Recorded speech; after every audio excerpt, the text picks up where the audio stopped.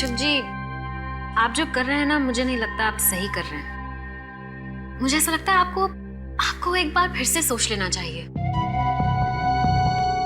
Simona सही कह रही है सर। भावनाओं में बहकर आप ये निर्णय ले रहे हैं। बिल्कुल सर, और हम तो आपके शुभचिंतक हैं। आपको सिर्फ इसके परिणाम से वाकिफ करा रहे हैं। आप जो कर रहे हैं ना, उससे आपकी जान को खतरा हो सकता है। बस प्रणय, मैंने अपना डिसीजन ले लिया है और मेरा डिसीजन किसी भी हालत में बदलने वाला नहीं है। मुझे किसी से डर नहीं। आने दो उसको, फिर देखते हैं। अमन, बोलो कि कोई अच्छी खबर लाए हो। अच्छी खबर ही लाया हूं। आप जो सोच रहे थे वही सही है। ये देखिए।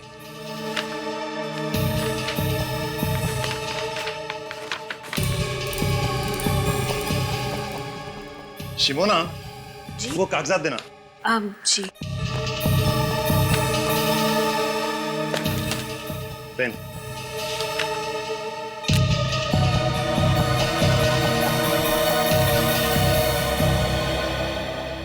केशवनाथ जी, आपका काम हो गया। अब आप बेफिक्र हो जाइए। मुझे नहीं लगता ये इतना आसान है। ये बात पता लगते ही तूफान आने वाला है। तो फिर आने दो तूफान, हम तैयार हैं।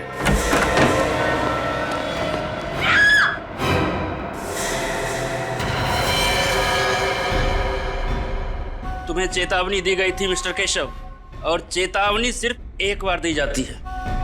अगली बार तो सिर्फ गोली।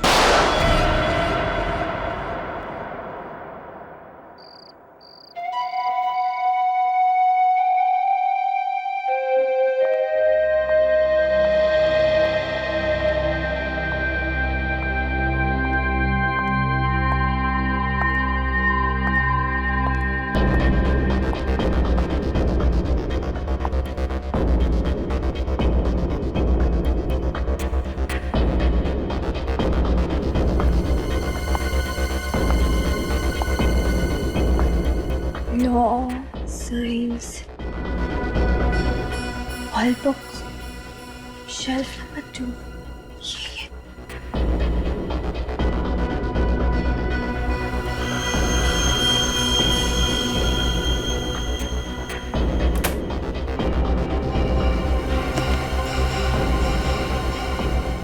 The World Atlas and Encyclopedia, यही बुक है।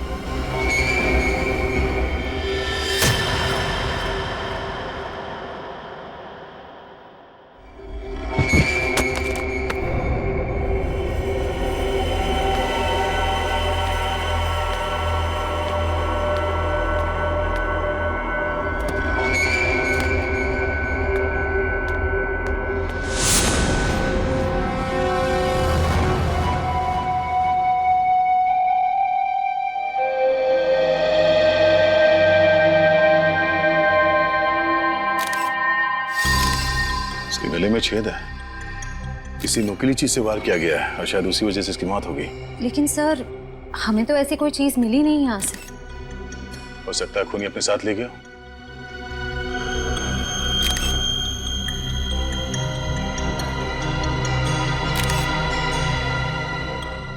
सर, कोई मोबाइल, कोई आईडी कार्ड नहीं है। सर, एक मिनट।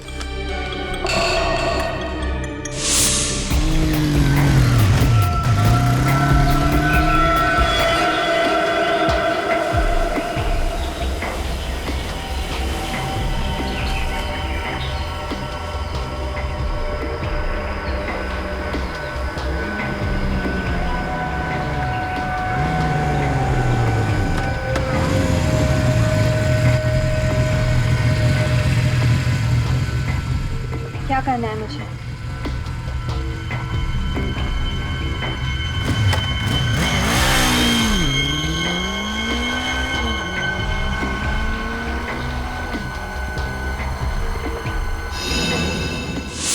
ये चिट्ठी इसकी जेब से मिली है। सेंट्रल लाइब्रेरी, तीसरा माला, शेल्फ नंबर 2। ये लड़की रात के 1:30 बजे वर्ल्ड एटलस बुक लेने के लिए आई थी यहाँ पे। क्यों? हाँ सर, और सर वो किताब यहाँ से गायब भी है। ओह, बड़ी अजीब बात है। रात के 1:30 बजे ये लड़की यहाँ वर्ल्ड एटलस बुक लेने आती है और उसी की मौत हो जाती है, और वो बुक भी यहाँ से गायब है। इसका मतलब है कोई और भी था जो बुक लेने के लिए आया था। उस किताब में ऐसा क्या हो सकता है? सर वो तो एक सिंपल मैप्स की बुक है। बुक भले ही सिंपल हो, लेकिन कोई ना कोई बात तो जरूर है सर। लगता है उस बुक के साथ छेड़छाड़ की गई होगी। सचिन, बाहर जाके पता करो किसी ने इन लोगों को अंदर बाहर आते जाते दिखा है क्या? ये वर्ल्ड एटलस बुक आखिरी बार कौन लेके गया था? Sir 1 minute.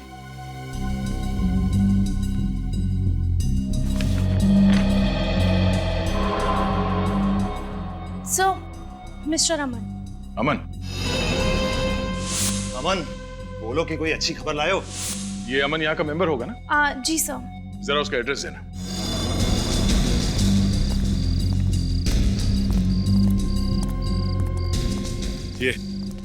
ये पीछे का गेट तो हमेशा बंद रहता है। अगर वो लड़की यहाँ से आई है इस तरफ से, वो जो औरत कैंडल बेच रही है उसे पता होगा। लो पूछते हैं। Excuse me. 10 का 1 कैंडल है सर, कितने कैंडल्स दूं? देखिए हम लोग कैंडल लेने नहीं आए, आपसे कुछ पूछना था। आप यहाँ पर कब से हैं? जी मैं शाम से लेकर सुबह तक यहाँ बैठती हूँ, कैंडल बेचती हूँ। यहाँ पास में चर्च है, यहाँ देर रात तक लोग कैंडल जलाने आते हैं। क्यों, क्या हुआ मैम? देखिए ये सामने जो लाइब्रेरी है ना, वहाँ पे एक खून हो गया। मुझे लगा ही था उस लाइब्रेरी में कुछ तो गड़बड़ हुआ है। अच्छा, आपको ऐसा क्यों लगा कि लाइब्रेरी में कुछ गड़बड़ है? सर वो कुछ देर पहले। राजू, गाड़ी निकाल जल्दी। मैडम 10 रुपए का 1 कैंडल है, प्लीज ले लीजिए मैम। शिमोना, वो कागजात देना। जी मुझे नहीं चाहिए मैम। कहा ना नहीं चाहिए ma'am please. Driver city market जल्दी। क्या 2 बजे रात को वो सिटी मार्केट जाना चाहती थी? आपने ठीक से सुना था? जी हाँ, मैंने बराबर सुना था। आपने उसका चेहरा तो देखा होगा ना? जी हाँ, मुझे याद है। मिस्टर अमन का यही घर है? जी हाँ। और ये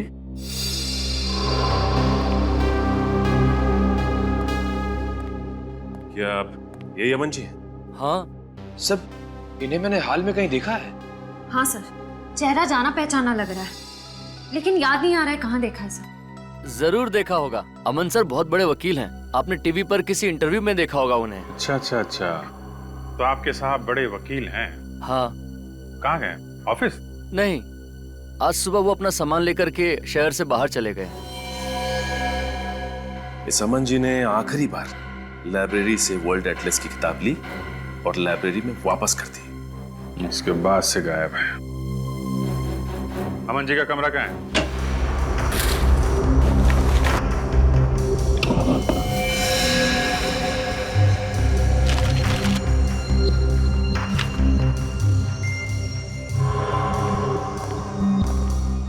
सर अलग अलग देशों के कटे हुए नक्शे मिले हैं।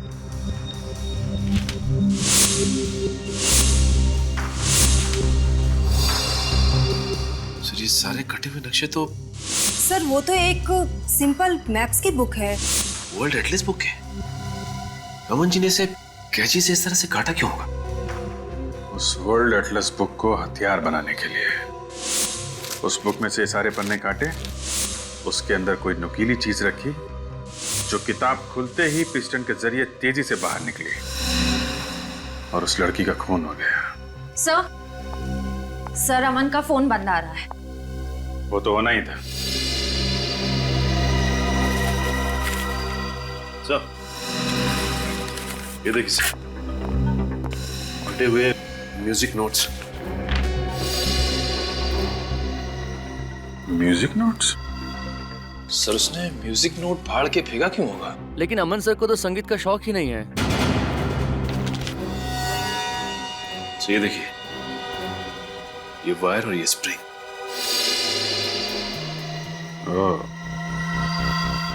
मिस्टर अमन का लाइब्रेरी से वर्ल्ड एटलस बुक का लाना उसके पन्नों के साथ छेड़छाड़ करना और वापस बुक लाइब्रेरी में रख देना। उसके बाद एक लड़की का लाइब्रेरी में से उसी बुक को लेना और उस बुक से उसका खून हो जाना और मिस्टर अमन का गायब हो जाना। ये कोई इत्तेफाक नहीं है, साजिश है, साजिश, सोची समझी साजिश। रात के 1:30 बजे एक अनजान औरत सेंट्रल लाइब्रेरी में घुसती है और वहां से एक ऐसी किताब उठाती है जिसके अंदर हथियार छुपा के रखा गया था और शायद कोई संदेशा भी। और उसी हथियार से उस अनजान औरत का खून हो जाता है। फिर कोई वो किताब चुरा लेता है, वो भी एक अनजान औरत। सर, मुझे ऐसा लगता है कि दोनों औरतों को वर्ल्ड एटलस की जरूरत होगी और बुक एक ही थी, इसलिए दोनों में झगड़ा हो गया। दूसरी वाली औरत ने पहली वाली को मार दिया और बुक ले ली। सर, रात के 1:30 बजे एटलस को लेकर दोनों औरतों के बीच में झगड़ा हुआ और एक ने दूसरे को मार दिया, केस खत्म, है ना? वाह। सर, अजीब बात यह है कि लाइब्रेरी से किताब चुराने के बाद वो औरत अपने ड्राइवर से कहती है कि वो उसे सिटी मार्केट लेकर जाए। सर, इतनी रात में सिटी मार्केट में ना तो कोई दुकान खुली होगी, ना ही कोई कॉफी शॉप। वही तो रजत, वही तो समझ में नहीं आ रहा है कि क्यों। सर, ऐसा भी तो हो सकता है कि वो औरत सिटी मार्केट के आसपास ही कहीं रहती हो। नहीं सूरज, अगर ऐसा होता तो वो अपने ड्राइवर से कहती कि हम घर ले चलो। सिटी मार्केट ही क्यों? सिटी मार्केट ही क्यों? उस औरत के बारे में क्या पता चला जिसका लाइब्रेरी में खून हुआ? सर, अभी तक तो कुछ पता नहीं चला है। सर, उसके लापता होने की भी किसी ने कंप्लेंट दर्ज नहीं करवाई है। हम लोग क्रिमिनल रिकॉर्ड चेक कर रहे हैं। सर, ये स्केच बन गया। सर, यही वो अनजान औरत है जो बुक लेकर भागी थी। सर, इस औरत को मैंने किसी न्यूज में देखा था। सर, न्यूज में?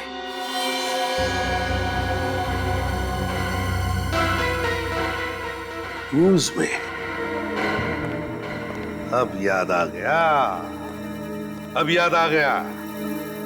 उद्योगपति केशवनाथ जी के फार्म हाउस में जो आग लगी थी उसकी खबरें सारे अखबारों में छपी थी। उसी में मैंने इन दोनों का फोटो देखा है। सर, ये हादसा तो 2 हफ्ते पहले ही हुआ था। पूर्वी सर, ये अखबार में जिस औरत का फोटो है उसकी शक्ल और ये स्केच वाली औरत की शक्ल कितनी मिलती जुलती है। सर, लेकिन ये तो शिमोना है। मैम, आपने पक्का इसी औरत को देखा था? जी सर, पक्का मैंने इसी को देखा था। सर, अगर शिमोना जिंदा है तो अमन ने पुलिस में झूठी रिपोर्ट क्यों लिखवाई? सर, और शिमोना ने लाइब्रेरी में उस लड़की की हत्या क्यों की? कोई ना कोई राज जरूर था केशवनाथ जी के फार्म हाउस में जो उस आग में जलकर खाक हो गया। सारे चक्कर के पीछे ये अमन ही है, अमन। हाँ सर, इसलिए मिस्टर अमन ने शिमोना जी के लिए वो म्यूजिक नोट्स में वो संदेशा छोड़ा होगा, क्योंकि दोनों खुले में तो आमने सामने आ नहीं सकते थे। अमन और शिमोना, क्या क्या कनेक्शन हो सकता है इन दोनों के बीच में? और फिर ये शिमोना इतनी रात गए सिटी मार्केट किस लिए गई थी? सर, अमन के घर से हमें कुछ फटे हुए कागज मिले जिन पर कुछ म्यूजिकल नोट्स लिखे हुए। सर, इस वर्ल्ड एटलस का म्यूजिकल नोट से क्या कनेक्शन हो सकता है? उस वर्ल्ड एटलस में कुछ तो ऐसा होगा जिसकी वजह से शिमोना सीधे इस मार्केट में आ गई। सर, रात के समय लाइब्रेरी से सिटी मार्केट पहुंचने में लगभग 10-15 मिनट लगते हैं। उस कैनल बेचने वाली औरत ने हमसे कहा था कि उसने शिमोना को 1:45 बजे देखा होगा, तो वो इस मार्केट में 2 बजे तक पहुंच गई होगी। हाँ, लेकिन उस समय तो मार्केट बिल्कुल सुनसान रहा।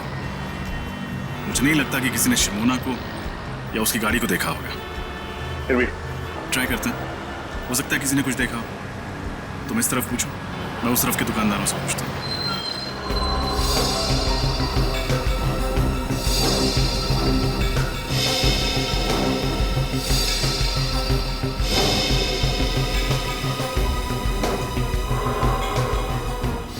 सर, आखिर आप क्या ढूंढ रहे हैं? हम कह रहे हैं ना कि अमन सर ने कोई गैर कानूनी काम नहीं किया है। गैर कानूनी काम नहीं किया तो फिर अचानक क्यों गायब हो गए? मुझे नहीं पता। कोई भी वकील बिना किसी को बताए अपने सारे कोर्ट केसेस छोड़ के वेकेशन पे तो जाएगा नहीं, और अगर जाएगा तो कम से कम अपनी पर्सनल सेक्रेटरी यानी आपको तो बता के जाएगा। लेकिन उन्होंने मुझे कुछ नहीं बताया। और अगर नहीं बताता है तो इसका मतलब है कि वो कोई गलत काम कर रहा है और वो नहीं चाहता है कि उसके बारे में किसी को पता चले। नहीं, अमन सर कभी कोई गलत काम नहीं कर सकते, और वाकई में हमें नहीं पता है कि वो गए कहाँ हैं। इतना जरूर पता है कि वो हमें कांटेक्ट जरूर करेंगे, वो भी सही समय पर। अब आप ही बताइए साहब, इतनी छोटी सी चीज चुराने के लिए मेरी दुकान का ताला तक तोड़ डाला। मेरी तो समझ में नहीं आ रहा कि वो चोर था या फिर कोई पागल था। और कुछ तो चोरी नहीं हुआ दुकान से? नहीं साहब, और कुछ तो चोरी नहीं हुआ। चलो ठीक है, आइए मेरे साथ। उर्वी, एक्सक्यूज मी, हम लोग सीआईडी से। सर क्या हुआ क्या यहाँ पे? सर वो कल रात को मेरे म्यूजिक स्टोर में ताला तोड़कर एक चोर घुस आया था, और सर वो केवल एक म्यूजिक बॉक्स के अलावा और कुछ भी चुरा कर नहीं ले गया। एक ही म्यूजिक बॉक्स? उसके अलावा उसने कुछ भी नहीं चुराया? जी मैडम, वो चोर देर रात को आया होगा जब पूरा मार्केट बंद हो जाता है, चारों ओर सुनसान हो जाता है, तभी तो किसी ने कोई आवाज भी नहीं सुनी। हो सकता है शिमोना ने ही वो म्यूजिक बॉक्स चुराया। अच्छा, ये म्यूजिक बॉक्स आपके पास था कब से? सर कल सुबह ही एक सेल्समैन देकर गया था। कल सुबह? जी मैम, उस सेल्समैन ने बतौर सैंपल वो म्यूजिक बॉक्स मेरे पास रखा था और कहा था कि एक म्यूजिक कंपनी ने एक नया आइटम लॉन्च किया है, वो म्यूजिक बॉक्स में कस्टमर को दिखाकर मैं और 20 के ऑर्डर भी ले लूंगा। और उसने कहा कि वो 2 दिन के बाद आएगा ऑर्डर लेने के लिए, तभी वो सैंपल वाला म्यूजिक बॉक्स लेकर जाएगा।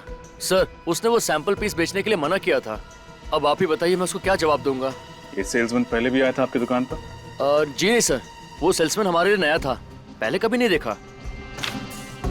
यही था? हाँ सर, यही था वो आदमी। Thank you.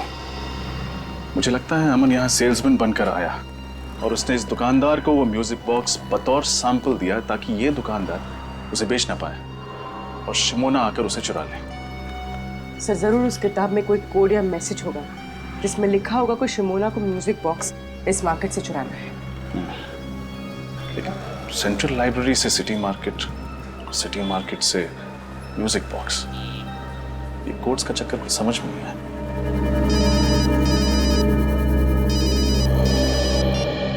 हाँ सचिन, क्या? ठीक है। क्या हुआ सर? कल रात इस शहर के 2 और म्यूजिक स्टोर से ऐसे ही म्यूजिक बॉक्सेस चुराए गए। अमन जी का और शहर के जाने माने स्टील बैरन मिस्टर केशवनाथ, इनके बीच क्या रिश्ता था? सब मिस्टर केशवनाथ अमन सर के क्लाइंट थे और वो अक्सर हमारे ऑफिस में आया करते थे। अमन सर मिस्टर केशवनाथ का लीगल काम संभाल रहे थे जो गुप्त रखा गया था। जी सर, और इसी सिलसिले में एक दिन उनकी बेटी मीनार भी हमारे ऑफिस में आई थी सर। मीनार तुम? मैम, हम लोग यहाँ पे कुछ इंपॉर्टेंट काम कर रहे हैं, प्लीज आप बाहर जाइए। तुम चुप करो और निकलो यहाँ से। और तुम अमन, अगर मेरे पापा को बहकाना बंद नहीं किया ना तो उसका नतीजा बहुत बुरा होगा। मैम, ये आप क्या कर रही हैं? पागल हो गई है क्या आप? मिस्टर अमर केशवनाथ जी का ऐसा कौन सा गुप्त काम संभाल रहे थे जिसकी वजह से मिसेस मीनार को उन्हें जान से मारने की धमकी देनी पड़ी? सर हमें वाकई में कुछ नहीं पता क्योंकि अमन सर मिस्टर केशवनाथ का काम खुद संभालते थे। हाँ सर, और इस केस के बारे में उन्होंने मुझे भी कुछ नहीं बताया सर। सर। हाँ बेटी। सर केशवनाथ जी के कोई भी लीगल पेपर्स इस ऑफिस में नहीं है, मगर सर ये मिसेस मीनार को अमन पे इतना गुस्सा क्यों आया? और सर ये अमन फार्म हाउस में लगी आग के सिर्फ एक गवाह थे या वो जानते थे कि आग लगने से पहले वहां क्या हुआ था? ये तो केशवनाथ जी के फार्म हाउस पे जाके ही पता चलेगा। जरा मिसेस मीनार को भी वहां बुलवाओ।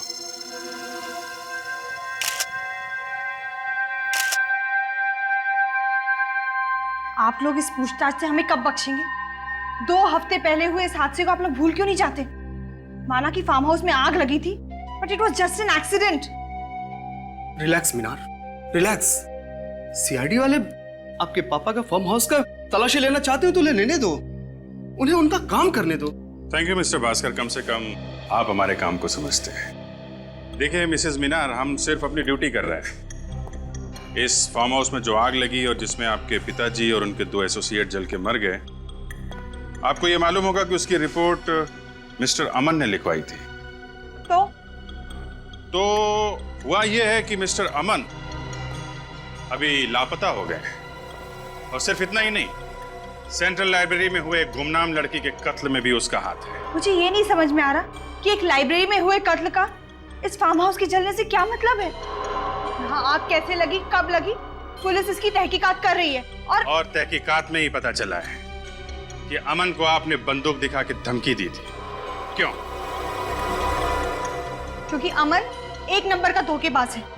उसने मेरे पापा की आंखों में धूल झोंक कर करोड़ों रुपयों का घमंड किया है।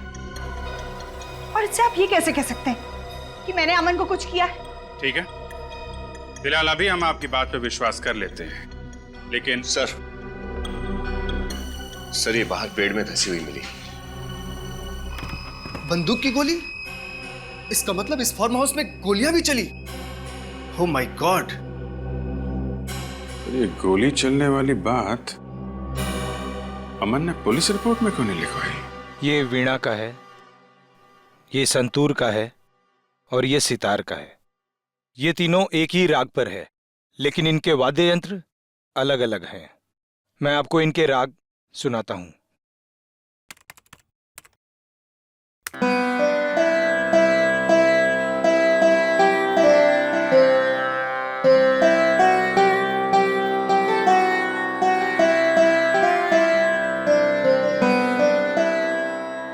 ये वीणा था।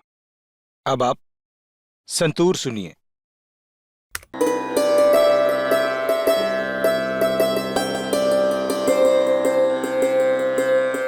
ये सितार का है।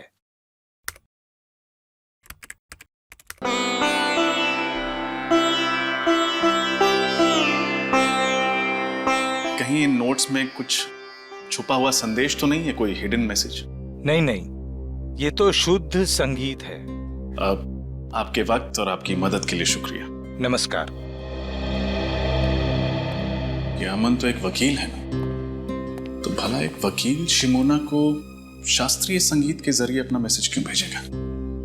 सर, और शिमोना ने वही म्यूजिक बॉक्सेस चुराए हैं जिसपे ये एक ही राग 3 अलग अलग म्यूजिकल इंस्ट्रूमेंट्स पे बजाए गए हैं।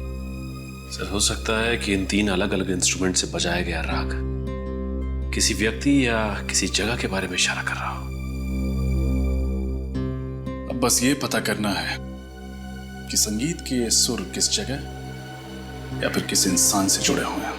मिसेस मीनार, अब तो आपको यकीन हो गया होगा कि फार्म हाउस में आग लगना कोई हादसा नहीं था। यहाँ पे गोलियां चली थी, गोलियां। सर। हाँ बेटी। सर, पुलिस की फॉरेंसिक रिपोर्ट के मुताबिक उस वक्त यहाँ पे जो थे वो सब आग में जल कर राख हो गए थे, और उनकी बाकी बची जो हड्डियां हैं वो अभी भी उन्हीं के लैब में है। तो एक काम करो, उन हड्डियों को अपने फॉरेंसिक लैब में भिजवा दो, डॉक्टर सारुंखे के पास। Yes sir. What nonsense! मुझे अपने पापा का अंतिम संस्कार करना है। देखिए मैडम, पहले हमें ये पता लगाना है कि एग्जैक्टली यहाँ पे हुआ क्या था। फिर आपके पिता की हड्डियों की शिनाख्त भी अभी बाकी है, तब तक आपको इंतजार करना ही पड़ेगा। सर ये देखिए क्या मिला, साइड से थोड़ा जलाऊंगा।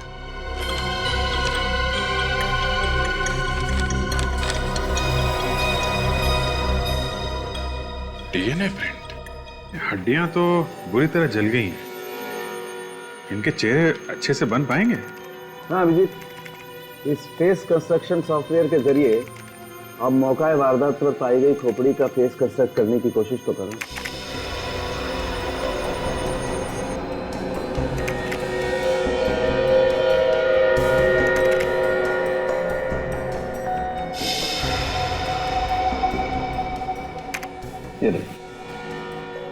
इसमें कोई भी केशवनाथ जी या शिमोना जैसा नहीं दिखता, लेकिन ये तो प्रणय है। यानी कि प्रणय वाकई में उस रात जल के मर गया था? नहीं प्रणय, प्रणय की मौत गोली लगने की वजह से हुई। और ये दोनों कौन है? मेरे जरा इन लोगों को बुला के लो। आइए।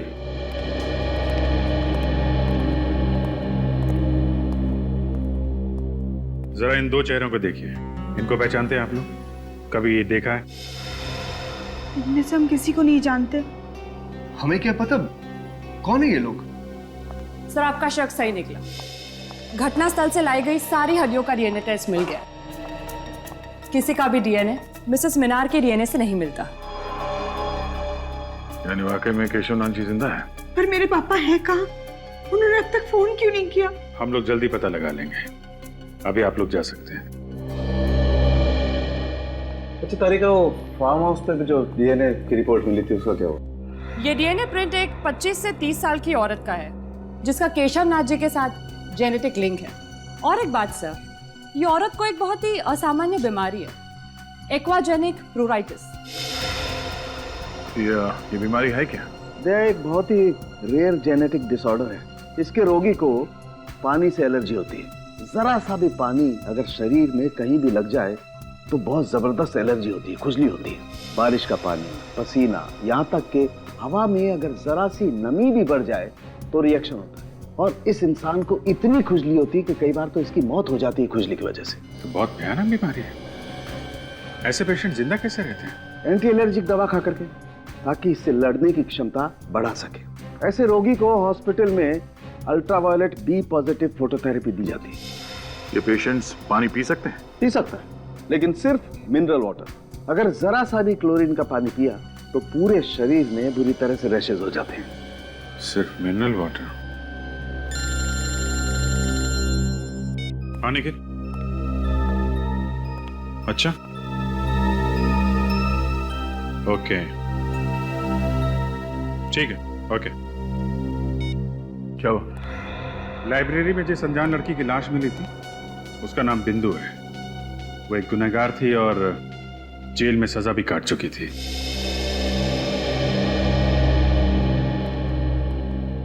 सीआईडी मुंबई टीम से आपसे सुबह फोन पे बात हुई थी। यस सर, बैठिए ना। जी नहीं, इट्स ओके। आपको बिंदु के बारे में जानकारी चाहिए ना?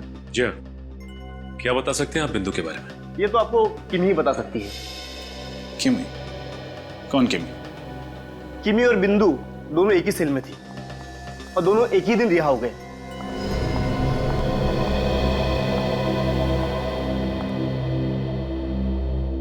किमी देखो, हम तुम्हें डराने या धमकाने नहीं आए हैं। हम बस ये जानने आए हैं कि तुम बिंदु के बारे में क्या जानती हो। वो बिंदु क्या? बिंदु ने मेरे को पैसे का लालच दिया था और बोला था किसी काम में उसका साथ देने को। कैसा काम? वो तो सर उसने नहीं बताया। किसने सौंपा था काम? सब ये भी नहीं बताया उसने। बोला था टॉप सीक्रेट है। और साहब मैंने पूछा भी नहीं, अपने को तो सिर्फ पैसों से मतलब था साहब, इसलिए नहीं पूछा। कहाँ गई थी तुम उसके साथ? Central library, Mumbai. Central library? इसका मतलब बिंदु पहले भी गई थी लाइब्रेरी? हाँ सर। क्यों गए थे तुम दोनों वहां? सर बिंदु और मैं सॉफ्टवेयर इंजीनियर बनकर गए थे उस लाइब्रेरी में। बिंदु को कुछ कंप्यूटर से जानकारी चाहिए थी और मैं बाहर निगरानी कर रही थी कि अगर कोई आसपास दिखाई दे तो तुरंत इत्तला कर दूं बिंदु को। पर वो जानकारी जो उसे चाहिए थी उसे मिली? नहीं सर। सर, लाइब्रेरी के कंप्यूटर से ऐसी क्या जानकारी हासिल करना चाहती थी बिंदु? पता नहीं, लेकिन ये पक्का है कि फार्म हाउस पे किए गए खून का राज जरूर उस लाइब्रेरी में छुपा है। मुझे प्रणय को वहां जाने ही नहीं देना चाहिए था। केशवनाथ जी की प्रॉब्लम में उसको पढ़ने की क्या जरूरत थी? किस प्रॉब्लम की बात कर रही हैं? प्रणय और शिमोना केशवनाथ जी के बिजनेस एसोसिएट थे। केशवनाथ जी को अपनी बेटी मीनार पर बिल्कुल भरोसा नहीं था, इसलिए वो चाहते थे कि अपनी जायदाद को किसी ट्रस्ट में रख दे। प्रणय और शिमोना उन्हें मनाने की बहुत कोशिश कर रहे थे कि अपनी बेटी के साथ ऐसा ना करें। और मीनार को केशवनाथ जी के इस फैसले के बारे में मालूम था क्या? जी, ये तो मैं नहीं जानती, लेकिन फार्म हाउस में आग लगने के एक हफ्ते पहले प्रणय ने मुझसे कहा था कि केशव नाथ जी ने अपनी जायदाद को ट्रस्ट में देने का फैसला बदल दिया है। और उसकी वजह? क्योंकि उन्हें कोई और वारिस मिल गया था। नया वारिस? हाँ, केशव नाथ जी को वसीयत बनाने से पहले उसके बारे में कुछ कंफर्म करना था। ये डीएनए प्रिंट एक 25 से 30 साल की औरत का है जिसका केशव नाथ जी के साथ जेनेटिक लिंक है।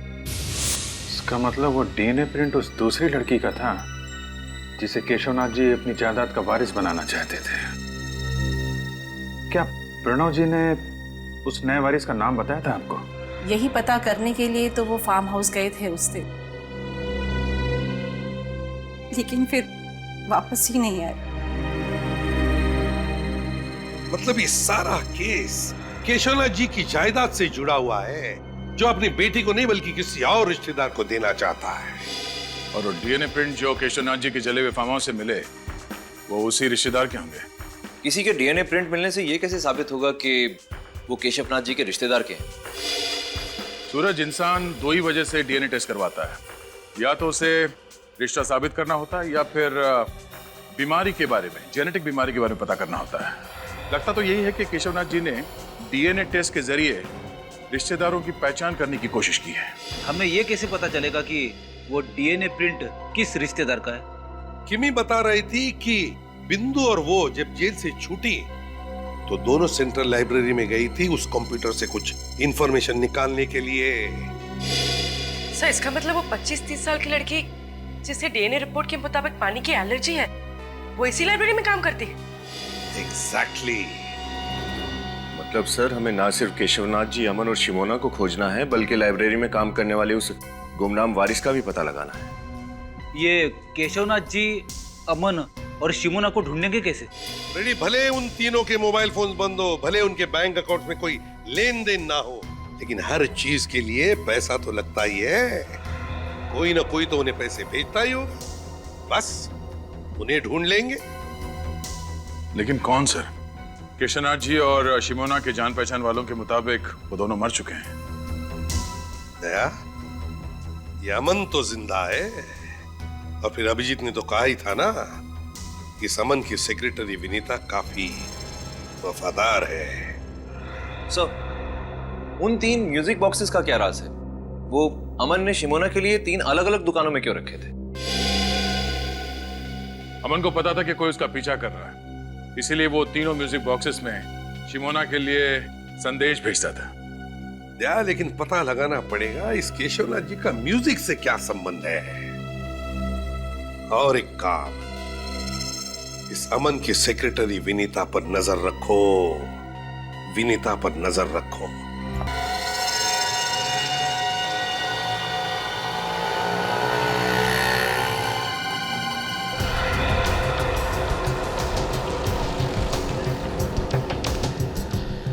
दोस्त इस समय तक बाहर आ जाती है, आज कहाँ रहेगी?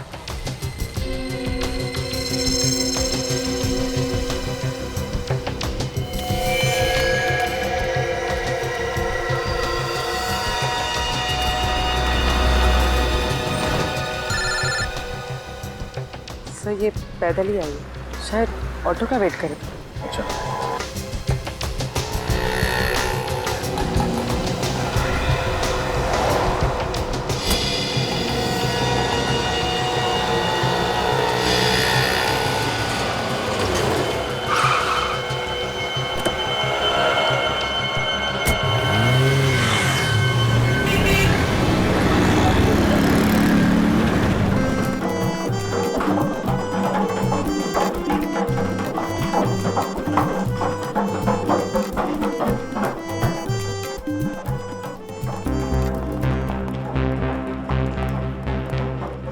जरा देखो अलंकार जी कहाँ है?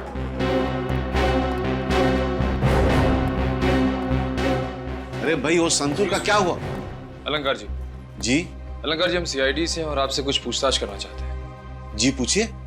इस म्यूजिकल स्कूल को बनाने वाले केशवनाथ जी के फार्म हाउस में जिस दिन आग लगी, उस दिन वो आपसे 2 बार मिलने आए थे, क्या ये सच है?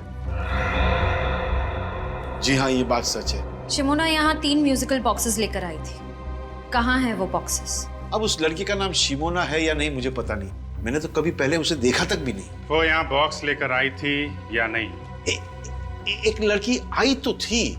केशवनाथ जी और अमन के कहने के मुताबिक मैंने वो बॉक्सेस लेके चेक करके अपने पास रख ली। हमें वो बॉक्स चेक करना है।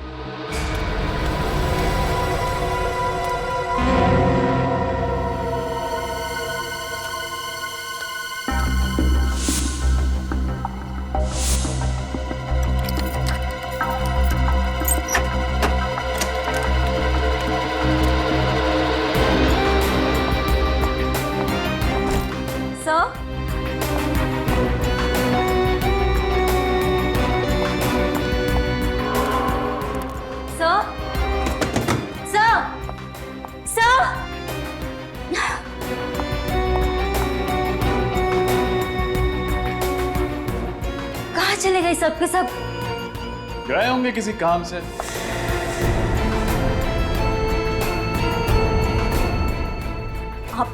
आप लोग यहाँ? जी हाँ, हम लोग यहाँ क्योंकि हमारा तो काम ही है गुनहगारों को पकड़ना। लेकिन मैं गुनहगार नहीं हूँ। मैं सच में गुनहगार नहीं हूँ। कुछ नहीं किया है मैंने। गोली मत चलाना प्लीज।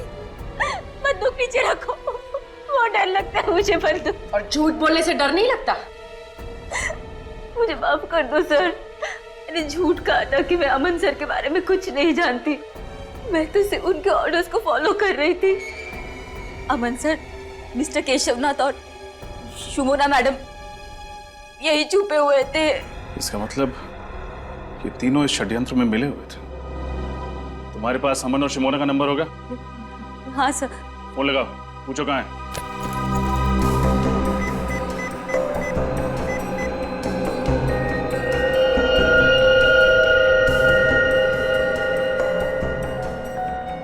अमन सर का फोन स्विच ऑफ है। शिमोना का नंबर ट्राई करो।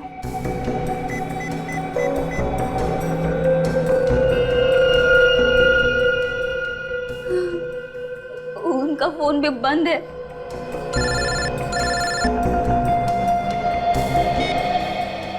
Yes sir. क्या? तो इस वजह से अमन, शिमोना और केशवनाथ को यहां से गायब किया गया है? सर हम लोग आ रहे हैं। क्यों सर? कुछ नहीं सचिन, केस खत्म करने का टाइम आ गया है। नैना, उनको भी बुलाकर ले आओ। दोनों नई ट्रेनीज हैं, उनको अच्छा लगेगा। हाँ, लंच टाइम हो गया है, भूख तो लगी होगी। बिल्कुल।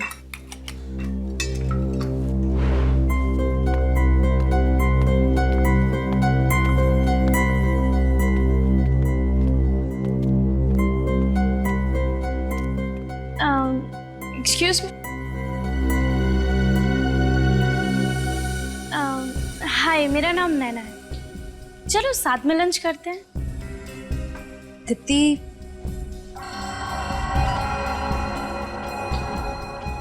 लंच के लिए बुला रहे हैं। ठीक है पूजा। ठीक है, हम आते हैं। ओके।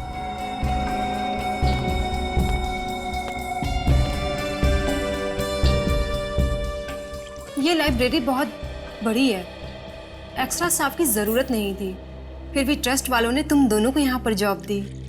अच्छी बात है। लेकिन हम लोग तो यहाँ बस कुछ ही दिनों के लिए हैं ट्रेनिंग पर। वैसे लाइब्रेरी में इतने ही स्टाफ मेंबर्स हैं या और कोई भी है? नहीं तो हम ही सब हैं, काम मैनेज हो जाता है। अब थैंक्स। मैं बाहर का पानी नहीं पीती, मैं अपना पानी खुद कैरी करके चलती हूँ। क्यों? आपका पानी हमारे पानी से अलग है क्या? हाँ, ये पानी घर से लेके आती है, इसे बाहर के पानी से एलर्जी है। पानी से एलर्जी? कहीं आप मजाक तो नहीं कर रही? वो मजाक नहीं कर रहे, सच्ची बोल रही है। एक्चुअली क्या है, मैं अगर क्लोरीन का बाहर का पानी पीऊं तो उससे मेरी मौत भी हो सकती है। इसके रोगी को पानी से एलर्जी होती है और इस इंसान को इतनी खुजली होती है कि कई बार तो इसकी मौत हो जाती है खुजली की वजह से। ये पेशेंट्स पानी पी सकते हैं? पी सकता है, लेकिन सिर्फ मिनरल वाटर। अगर जरा सा भी क्लोरीन का पानी पिया तो पूरे शरीर में बुरी तरह से रैशेज हो जाते हैं। क्या? I am so sorry. No no, it's okay.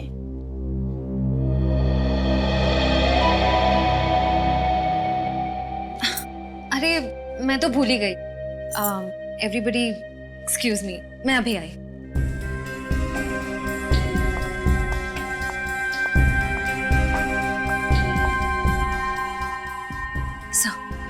Sir, नैना वही लड़की है जिसे केशवनाथ जी अपना वारिस बनाना चाहते थे। क्या वसीयत उसके हाथ लग गई? नो, फिर तो वो नैना पर हमला करने की जरूर कोशिश करेगा। डोंट वरी सर, हम नैना पर नजर रखेंगे। Yes sir. नैना बैठो। तुमने अभी तक वो लिस्ट नहीं बनाई। रजिस्टर में नए बुक्स के स्टॉक की एंट्री करनी थी, वो कब करोगी? सर वो मुझे कुछ नहीं सुनना है। आप सब घर जा सकते हो, लेकिन नैना तुम अपना काम खत्म करके ही घर जाओगे। Okay sir.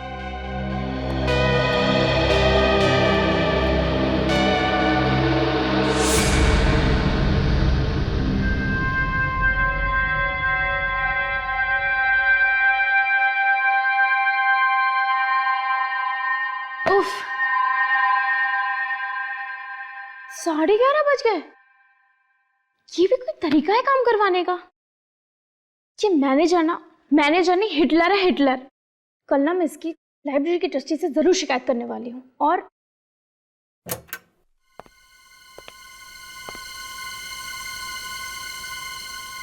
कौन है?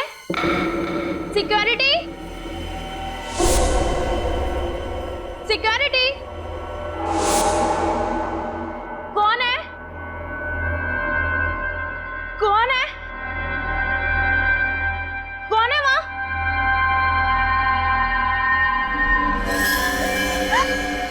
कौन हो तुम?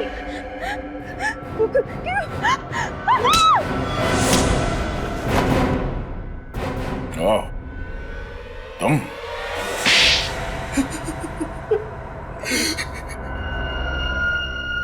मैंने रात दिन इसलिए मेहनत नहीं की थी कि मेरे ससुर जी अपनी सारी जायदाद अपने किसी दूर के रिश्तेदार को खैरात में दे दे। मुझे शर्म आती है तुम्हें अपना दामाद कहते हुए। और आप अपनी सगी बेटी को छोड़कर किसी दूर के रिश्तेदार को अपनी सारी जायदाद कर देते हो। वो क्या अच्छा था? शुरू से बता हुआ क्या? हाँ, मैंने वो दो गुंडे केशवनाथ जी को फार्म हाउस पर मारने के लिए भेजे थे, मगर वो दोनों उस आग में जलकर राख हो गए। फिर मुझे पता चला अमन मुझसे कुछ छुपा रहा है, इसलिए मैंने उस पर नजर रखना शुरू कर दिया।